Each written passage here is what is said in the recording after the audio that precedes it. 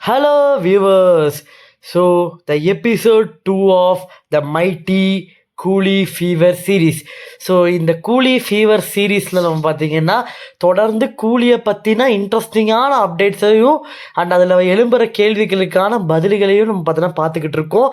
அந்த வகையில் இது பார்த்திங்கன்னா டே 2. ஸோ இன்னையிலேருந்து நேற்றுலேருந்து நம்ம பார்த்திங்கன்னா August 14 வரைக்கும் நம்ம தான் தொடர்ந்து வீடியோஸ் போட போகிறோம். ஸோ நேற்று தான் பார்த்தீங்கன்னா டே 1 அண்ட் அந்த வீடியோ எனக்கு பார்க்கலைன்னா கீழே டிஸ்கிரிப்ஷன் பாக்ஸ் அது மேலே ஐ பாக்ஸில் பார்த்தீங்கன்னா கொடுத்துருக்கேன். ஸோ அதில் கிளிக் பண்ணி அந்த வீடியோ பார்த்துட்டு வந்துட்டு இந்த வீடியோவை பார்த்தீங்கன்னா உங்களுக்கு பெட்டர் அண்டர்ஸ்டாண்டிங்காக இருக்கும். இல்லை இந்த வீடியோவே எனக்கு போதும் அப்படின்னு நினச்சிங்கன்னா இந்த வீடியோ பார்த்துட்டு அந்த வீடியோவை பார்த்தீங்கன்னா அதுவுமே உங்களுக்கு பெட்டர் அண்டர்ஸ்டாண்டிங்காக இருக்கும். So without any delay let's get in to the video.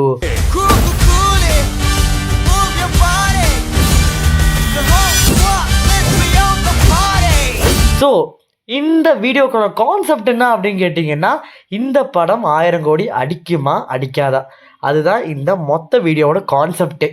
சரி, இப்போ இந்த படம் பார்த்திங்கன்னா என்ன சர்டிஃபிகேட் அப்படிங்கிறத ஒரு மாதத்துக்கு முன்னாடி ரிலீஸ் பண்ணிட்டாங்க. இந்த படம் பார்த்திங்கன்னா officially N A certificate, A rated film அப்படின்னு சொல்லிட்டு அஃபிஷியலாகவே சன் பிக்சர்ஸ் மூலமாக ரிலீஸ் பண்ணப்பட்டது தான் எல்லோரும் பார்த்திங்கன்னா பார்த்துருப்போம்.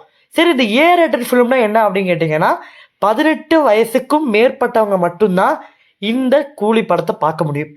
இந்த ஒரு நியூஸை கேட்ட உடனே தமிழ் சினிமா ஃபேன்ஸ் ஆகட்டும், இல்லை தமிழ் சினிமாவில் இருக்கிற மக்களாகட்டும், இல்லை அந்த டேரக்டர்ஸில் இருந்து எல்லாருமே பார்த்தீங்கன்னா பயங்கரமாக ஷாக்கில் இருக்காங்க. ஏன்னா இவ்வளோ பெரிய ஒரு ப்ரொடக்ஷன் ஹவுஸ், இவ்வளோ பெரிய ஒரு பட்ஜெட் ஃபிலிம், இவ்வளோ பெரிய ஒரு ஸ்டார்ஸை வச்சு எடுக்கிறாங்கன்னா அவங்க மோஸ்ட்லி 99% அவங்க ஏ ரேட்டட் ஃபிலிமுக்கு போகவே மாட்டாங்க.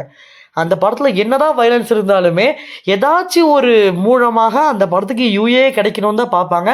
அட்லீஸ்ட் யூஏ 16+, அதாவது 16 வயசுக்கு மேற்பட்டவங்க பார்க்குற மாதிரி அட்லீஸ்ட் அந்த சர்டிஃபிகேட் வாங்குற மாதிரியாச்சும் பார்ப்பாங்க. பட் சன் பிக்சர்ஸ் மாதிரியான ஒரு மிகப்பெரிய ப்ரொடக்ஷன் ஹவுஸ் எப்படி இந்த படத்தை ஏ சர்டிஃபிகேட்டில் விட்டாங்க, ஏ ரேட்டடில் விட்டாங்கங்கிற கேள்வி எல்லா காமன் பீப்புள்லேருந்து எல்லா தமிழ் சினிமா ஆடியன்ஸ் ஃபேன்ஸ் வரைக்கும் எல்லாத்துக்குமே இருக்கக்கூடிய ஒரே கேள்வி என்னென்னா, எப்படி சன் பிக்சர்ஸ் இதை விட்டாங்க, எப்படி சன் பிக்சர்ஸ் இதை விட்டுருப்பாங்க அப்படிங்கிறது தான்.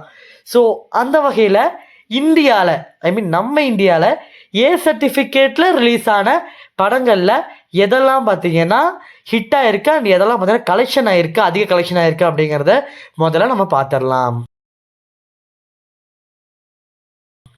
அந்த வகையில் இந்தியாவிலே ஏ ரேட்டடில் ரிலீஸ் ஆன ஒரு படம் ஹையஸ்ட்டாக கலெக்ட் ஆகிருக்குன்னா அதில் முதலிடம் அனிமல் படத்துக்கு தான். எஸ், எனக்கு புரியுது, அனிமல் படம் எனக்குமே முதல்ல பிடிக்காது.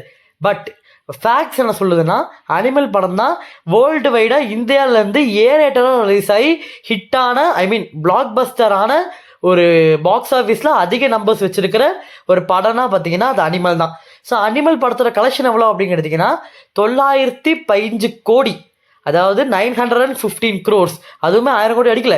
பட் சம்வாட் 85 crores தான் பார்த்தீங்கன்னா அந்த படத்துக்கும் நம்ம 1000 கோடிக்கும் பார்த்தீங்கன்னா இருக்கிற வித்தியாசம். ஸோ 915 கோடி அப்படிங்கிறது தான் இப்போதைக்கு சன் பிக்சர்ஸோட ஒரு டார்கெட்டாக இருக்கும் அப்படிங்கிற மாதிரி நிறைய பேர் சொல்கிறாங்க.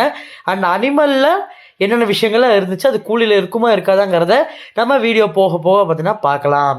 ஸோ சரி, தமிழில் சரி, இப்போ இந்தியாவில் நம்ம பார்த்தாச்சு. தமிழில் ஏ ரேட்டராக ரிலீஸ் ஆனதுல அதிகபட்ச கலெக்ட் பண்ண ஃபிலிம் எது அப்படின்னு கேட்டிங்கன்னா அப்சல்யூட்லி அது பார்த்திங்கன்னா ராயன் நம்ம தனுஷ் சார் நடித்தார் இல்லையா, அந்த ராயன் படம் தான் பார்த்திங்கன்னா ஏ ரேட்டரில் தமிழில் ரிலீஸ் ஆனதுல அதிகபட்ச கலெக்ட் ஆன ஃபிலிம். அதுவுமே பார்த்திங்கன்னா சன் பிக்சர்ஸ் தான் டைரக்ட் பண்ணியிருந்தாங்க, ப்ரொடியூஸ் பண்ணியிருந்தாங்க. ஸோ சன் பிக்சர்ஸ் ப்ரொடியூஸ் பண்ணி தனுஷ் சார் அவர்கள் டைரக்ட் பண்ணி அந்த படம் பார்த்திங்கன்னா வந்துருந்துச்சு ராயன். ஸோ அந்த படம் தமிழ்நாட்டிலேருந்து வெளியே போய் ஏ ரேட்டர் ரிலீஸ் ஆகி மிகப்பெரிய ஒரு வசூலை கலெக்ட் பண்ணிச்சு. அது எவ்வளோ வசூல் கலெக்ட் பண்ணிச்சு அப்படிங்கிறதுனா 150 கோடி பார்த்தீங்கன்னா வசூல் கலெக்ட் பண்ணிச்சு. ஸோ அதுதான் தமிழ்நாட்டிலே பார்த்தீங்கன்னா இருக்கிறதுல ஹையஸ்ட்டு ஏ ரேட்டட் ஃபிலிம் கலெக்ட் பண்ண கலெக்ஷன் அப்படிங்கிறத தெரிஞ்சுக்கோங்க.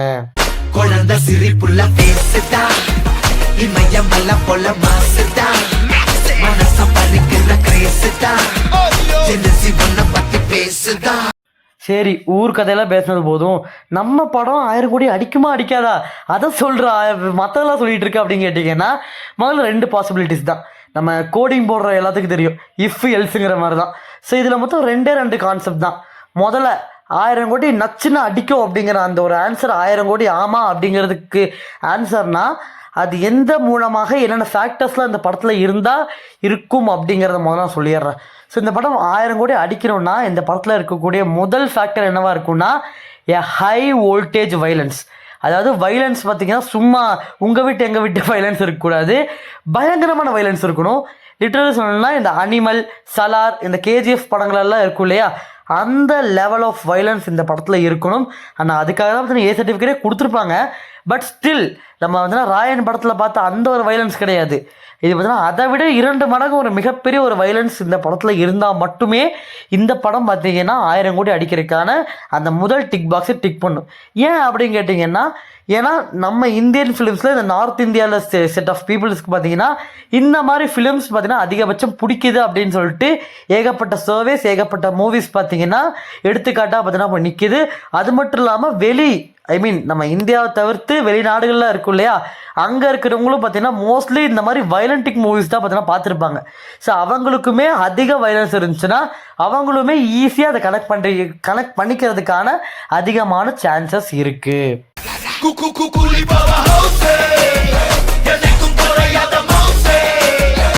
ரெண்டாவது டிக் பாக்ஸ் என்னவா இருக்கும் அப்படின்னு பார்த்தீங்கன்னா, இந்த படத்தை வித்தியாசமாக ப்ரெசென்ட் பண்ணுறது. ஸ்கிரிப்டில் பார்த்தீங்கன்னா இந்த படத்தில் ஏதாச்சும் ஒரு டிஃப்ரென்ஷியேஷன் கொண்டு வரது. இப்போ எக்ஸாம்பிளுக்கு அனிமல் எடுத்துக்கிட்டீங்கன்னா வச்சுக்கோங்களேன், அதில் பார்த்தீங்கன்னா ஒன்றுமே கிடையாது, ஒரு இன்னர் சீன். இன்னர்ஸில் பார்த்தீங்கன்னா ஒரு மாஸ் சீன் காமிச்சிருப்பாங்க. அது நார்த் இந்தியாவில் வாட்ஸ்அப் ஸ்டேட்டஸில் வச்சு சுற்றிட்டு இருக்காங்க. அந்த அளவுக்கு பார்த்தீங்கன்னா வெறும் ஒரு இன்னர்ஸ். அது என்னதான் நம்ம சவுத் இந்தியாவில், அது தமிழ்நாட்டில் கலாய்ச்சி தள்ளினாலுமே அது நார்த் இந்தியாவில் வாட்ஸ்அப் ஸ்டேட்டஸை ஓப்பனாக வச்சு தள்ளிட்டு இருக்காங்க. ஸோ அந்த அளவுக்கு வித்தியாசமான அந்த ஒரு சீன்ஸ்லாம் பார்த்தீங்கன்னா ஸ்கிரிப்டில் வச்சுருப்பாங்க. லோக்கியை பற்றி சொல்லவே தேவையில்லை, கன்ஃபார்ம் அந்த மாதிரி டிஃப்ரெண்ட்டான சீன்ஸுமே வச்சுருப்பார். அண்ட் அது மட்டும் இல்லாமல் ஸ்கிரிப்டுமே அந்த ஒன்லைனுமே பார்த்தீங்கன்னா கன்ஃபார்ம் டிஃப்ரெண்ட்டாக இருக்கிறதுக்கான அதிக சான்சஸ் இருக்குங்கிறதுல எந்த ஒரு மாற்ற கருத்துமே கிடையாது.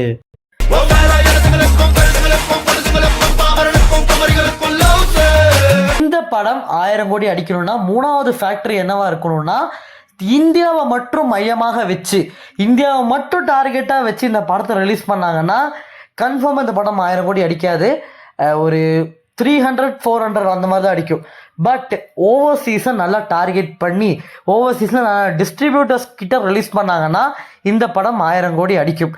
அது என்னப்பா அப்படின்னு கேட்டிங்கன்னா, அது நாட்டிலலாம் இருக்கு இல்லையா, ஸோ அங்கே நல்லா டிஸ்ட்ரிபியூட்டர்ஸ்லாம் இருப்பாங்க.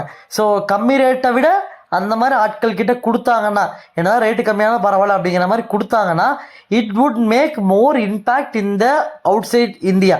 ஸோ இது பெரிய கான்செப்ட். இது நம்ம தான் சொல்லும்போது நிறைய பேர் ஏன்னா இவன் தற்கொலை மாதிரி பேசிகிட்டு இருக்கான்னு சொல்லிட்டு, பட் அந்த மாதிரிலாம் எதுவும் கிடையாது.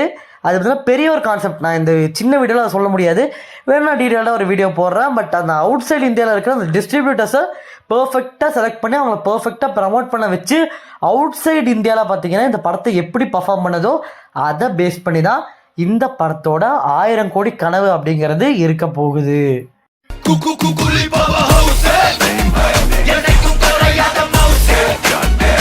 சரி, இந்த படம் ஏன் 1000 கோடி அடிக்காது அப்படிங்கிறதுக்கான ஃபேக்டர்ஸை முதல்ல பார்த்துடலாம். முதல் விஷயம், இந்த படத்தில் A சர்டிஃபிகேட். இதுவே இந்த படத்துக்கு ஒரு மிகப்பெரிய ஒரு நெகட்டிவாகவே இருக்குது. ஈவன் மிகப்பெரிய ஃபேமிலிஸ், நிறைய ஃபேமிலிஸ் ஆகட்டும், ஏன்னா உங்கள் ஃபேமிலி கூட சொல்லியிருக்கலாம், மேபி உங்கள் வீட்டில் ஒருவேளை குழந்தைகள் இருந்தால்.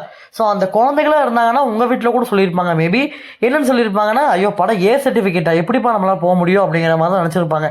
ஏன்னா தலைவரோட படமாகட்டும், இல்லை தளபதியோட படமாகட்டும், இல்லை தலையோட படமாகட்டும், இல்லை உலகநாயகனோட படமாக இருக்கட்டும், யாரோட படம் வந்தாலுமே பார்த்தீங்கன்னா எப்போதுமே ஒரு ஃபேமிலிக்கு பார்த்தீங்கன்னா ஒரு பர்சனல் இன்ட்ரெஸ்ட் இருக்கும்.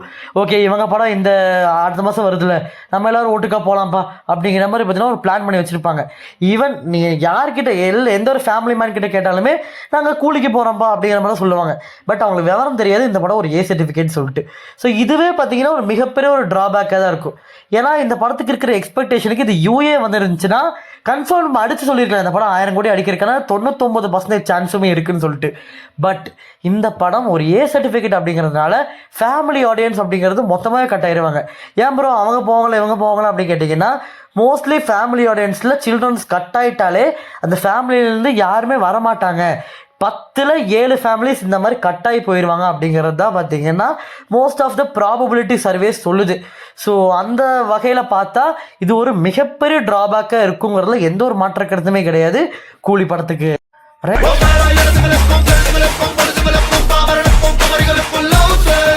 ரெண்டாவது நெகட்டிவ் ஃபேக்டர் என்னவா இருக்கும்னா, நம்ம தமிழ்ல பார்த்தீங்கன்னா 3Dயோட சேர்த்து ஹையஸ்ட் கலெக்டட் தமிழ் மூவி என்ன தெரியுமா? 2.2. இந்த படம் வந்து எத்தனை வருஷம் ஆச்சு தெரியுமா? 2018 தான் 2.0 வந்துச்சு. அதோட கலெக்ஷன் ஏன் 3Dயோட சேர்த்தே அந்த கலெக்ஷனை இப்போ வரைக்கும் ஒரு தமிழ் ஃபிலிம்னால கூட பார்த்தீங்கன்னா பீட் பண்ண முடியல. சரி, நீங்கள் 3D எடுத்துக்கிட்டிங்கன்னா ஜெயிலர் கலெக்ட் பண்ணியிருக்கு, லியோ கலெக்ட் பண்ணியிருக்கு. அதுவும் எவ்வளோ தெரியுமா? வெறும் 650 கோடி தான். அந்த 650 கோடி 700 கோடி அப்படிங்கிற அந்த ஒரு ரேஞ்சை இப்போ வரைக்கும் எந்த ஒரு தமிழ் ஃபிலிம்னாலையும் பார்த்தீங்கன்னா தாண்டவே முடியல அப்படிங்கிறது ஒரு மிகப்பெரிய ஒரு கசப்பான விஷயம். இது பார்த்தீங்கன்னா இந்த படத்தை எப்படி அஃபெக்ட் பண்ணும் அப்படின்னு கேட்டிங்கன்னா, தமிழ் சினிமா மேலே என்றைக்குமே அந்த ஒரு பிளாக் மார்க் இருக்கும். நீங்கள் எந்த இண்டஸ்ட்ரி ஃபேன்ஸ், மலையாள இண்டஸ்ட்ரியை விட்டுருங்க, பட் நீங்கள் மற்ற இண்டஸ்ட்ரி ஃபேன்ஸ் கூட பார்த்தீங்கன்னா பேச்சுக்கு போனீங்கனாலே பார்த்தீங்கன்னா அவங்க கேட்குற ஒரே விஷயம் என்னன்னா, உங்ககிட்ட முதல்ல 1000 கோடி இருக்கா அப்படிங்கிறது தான். என்னதான் மிகப்பெரிய stars like Rajini sir, Vijay sir, Kamal sir, Ajith sir எவ்வளோ பெரிய ஸ்டார்ஸை வச்சுருந்தாலுமே நம்மளால அந்த 1000 கோடி அடிக்க முடியாத காரணம் பார்த்தீங்கன்னா ஏகப்பட்ட ஃபேக்டர்ஸ் இருக்குது. பட் அந்த ஃபேக்டர்ஸில் பார்த்தீங்கன்னா இந்த ஃபேக்டரும் பார்த்தீங்கன்னா அமையும். ஏன்னா நம்ம தமிழ் சினிமாவில் ஹையஸ்ட் கலெக்டட் ஃபிலிமே பார்த்தீங்கன்னா 2018 வந்தது தான். ஸோ அப்போயே உங்களுக்கு தெரிய வேணாம் இது பார்த்தீங்கன்னா எவ்வளோ பெரிய ஒரு ட்ராபேக்காக இருக்க போதுன்னு சொல்லிட்டு. அதுவும் அது 1000 கோடி கூட கிடையாது, வெறும் ஒரு 800 கோடி தான் 3Dயோட சேர்த்தே. ஸோ அப்படி பார்க்கும்போது அதை பீட் பண்ணோம் அப்படிங்கிறதே பார்த்தீங்கன்னா கூலிக்கு ஒரு மிகப்பெரிய சவாலாக இருக்கும். அதை பீட் பண்ணி அதை 1000 கோடி ரீச் பண்ணோம் அப்படிங்கிறது ஒரு மிகப்பெரிய ஒரு இமயமலையை தாண்டுறது அப்படிங்கிற மாதிரி டாஸ்காக தான் கூலிக்கு இருக்குங்கிறதுல எந்த ஒரு மாற்ற கருத்துமே கிடையாது.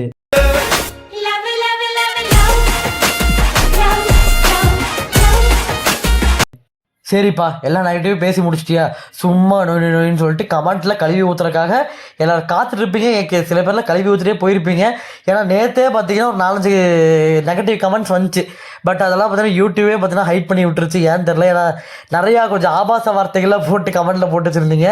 இந்த வீடியோக்கெல்லாம் கன்ஃபார்ம் நெகட்டிவ் கமெண்ட்ஸ் வரும்னு தெரியும். But it's okay. ஏன்னா Rajini sir fans, Vijay sir fans, எல்லா ஃபேன்ஸும் பார்த்தீங்கன்னா கன்ஃபார்ம் அந்த ஒரு ஈகர்னஸில் இருப்பாங்க. அவங்கள நம்ம பார்த்தீங்கன்னா இந்த மாதிரி டிமோட்டிவேட் பண்ணும்போது லைட்டாக அவங்களுக்கு ஒரு கசப்பு இருக்க தான் செய்யும். நம்ம எதுவுமே பண்ண முடியாது. பட் நம்ம உண்மையை சொல்ல வேண்டியது நம்ம கடமை இல்லையா? ஸோ அந்த வகையில் பார்த்தீங்கன்னா இதெல்லாம் பார்த்தீங்கன்னா ஃபேக்டர்ஸ். பட் லோகேஷ் அவர்களே பார்த்தீங்கன்னா உண்மையை ஒத்துக்கிட்டாரு. அந்த மேஜிக்கல் 4 நம்பர் பண்ணால் நாங்களும் எங்கள் டீம் மெம்பரும் பார்த்தீங்கன்னா ரொம்ப ஹாப்பியாக இருப்போம். பட் அது பண்ணனாலும் எங்களுக்கு வந்து ரொம்ப ரொம்ப ஹாப்பியாக இருக்கும். எங்களுக்கு கிரிட்டிக்ஸ் தான் ரொம்ப ரொம்ப முக்கியம் அப்படின்னு சொல்லிட்டு அவங்களே ஓப்பனாக சொல்லிட்டாங்க. அண்ட் இந்த படம் ஏ சர்டிஃபிகேட் வரதுக்கு காரணமும் அதுதான். ஏன்னா இருக்கிற சீன் எல்லாம் கட் பண்ணி ரத்தம் தெரிக்கிற காட்சியெல்லாம் பிளாக் கலரில் காமிச்சு அவங்க இது யூஏ சர்டிஃபிகேட் பண்ணுறதுக்கு அவங்களுக்கு எப்படி சொல்கிறது ஒரு மேட்ரே கிடையாது அதெல்லாம். பட் ஸ்டில் அவங்க ஏன் அதை ரிலீஸ் பண்ணலன்னா, ஏன்னா அவங்களுக்கு தேவை அந்த கண்டென்ட். நீங்கள் கேட்கலாம் வார் 2 வருதுல்ல, அப்போ அது ஒரு ஃபேக்டராக அப்படி கேட்டிங்கன்னா அது ஒரு ஃபேக்டர் தான். பட் ஸ்டில் நம்ம அதெல்லாம் பார்த்தீங்கன்னா ஒதுக்கி வச்சலாம். ஏன்னா சலார் ரிலீஸ் ஆகும்போது இதே மாதிரி தான் 4-5 படம் ஒட்டுக்க ரிலீஸ் ஆச்சு. பட் அதெல்லாம் அடித்து நவுத்திட்டு அந்த படம் கலெக்ட் பண்ணிச்சு. அதுவுமே ஒரு ஏ சர்டிஃபிகேட் ஃபிலிம் தான். ஸோ இது எப்படி சொல்கிறது, ஒரு ஆப்போசிட்டில் ரிலீஸ் ஆகிற ஒரு ஃபிலிம்ங்கிறது பெருசாக உங்களை பார்த்தீங்கன்னா அஃபெக்ட் பண்ணாது. Clash if your content is good. உங்கள் கண்டென்ட் நல்லா இருந்துச்சுன்னா ஆப்போசிட்டில் என்ன படம் ரிலீஸ் ஆனாலும் நீங்கள் பயப்படாமல் ரிலீஸ் பண்ணிட்டு போகலாம். ஸோ அது ஒரு ஃபேக்டராக சொல்ல மாட்டேன். But if you take it is a factor then it's good. But Lokesh சொன்ன மாதிரி தான் இந்த படம் 1000 கோடி கலெக்ட் பண்ணுதோ இல்லையோ இது கன்ஃபார்ம் கிரிட்டிக்ஸ் வைஸ் நல்ல ஒரு ரிவ்யூ பெறுங்கிறதுல ஏகப்பட்ட நம்பிக்கை டீம் மெம்பர்ஸ்க்கும் டீமுக்கும் இருக்கிறதுல எந்த ஒரு மாற்ற கருத்துமே கிடையாது. பட் இது ஒரு 1000 கோடி அடிச்சிச்சுன்னா இது நமக்கும் நம் தமிழ் சினிமாவுக்கும் தான் பெருமையை தவிர வேறு யாருக்குமே பெருமை கிடையாது. ஸோ அந்த வகையில் கூலி 1000 கோடி கிடச்சா நம்மளுக்கும் நம்ம டீம் மெம்பர்ஸ்க்கும் நம்மளோட தமிழ் சினிமாவுக்கும் தான் பெருமையை தவிர வேறு யாருக்கும் பெருமை கிடையாது. ஸோ அந்த வகையில் கூலி படத்துக்கு சப்போர்ட் பண்ணுவோம் அப்படிங்கிறத சொல்லி இந்த கண்டென்ட்டை முடிச்சுக்கிறேன். பட் நாளைக்கு கண்டென்ட்டுக்கு ஒரு என் கிரெடிட் கொடுக்கணும் இல்லையா? ஸோ அதை முதல்ல சொல்லிடலாம். ஸோ நாளைக்கான கண்டென்ட் என்ன அப்படின்னு கேட்டிங்க, இந்த படம் அஃபிஷியலி எல்சியூக்குள்ளே இல்லைன்னு சொல்லிட்டாங்க இல்லையா? லோகேஷ் அவர்களே பார்த்தீங்கன்னா அந்த கோபிநாத் சாரோட இன்டர்வியூவில் சொல்லிட்டாரு, இந்த மாதிரி இல்லைப்பா எல்சியூலலாம் இல்லை, நீங்கள் பாட்டுக்கு எல்சியூவில் அது இருக்குது இது இருக்குன்னு சொல்லிட்டு உள்ளே விட்றாதீங்க அப்படின்னு சொல்லிட்டு அவரே அஃபிஷியலாக சொல்லிட்டாரு.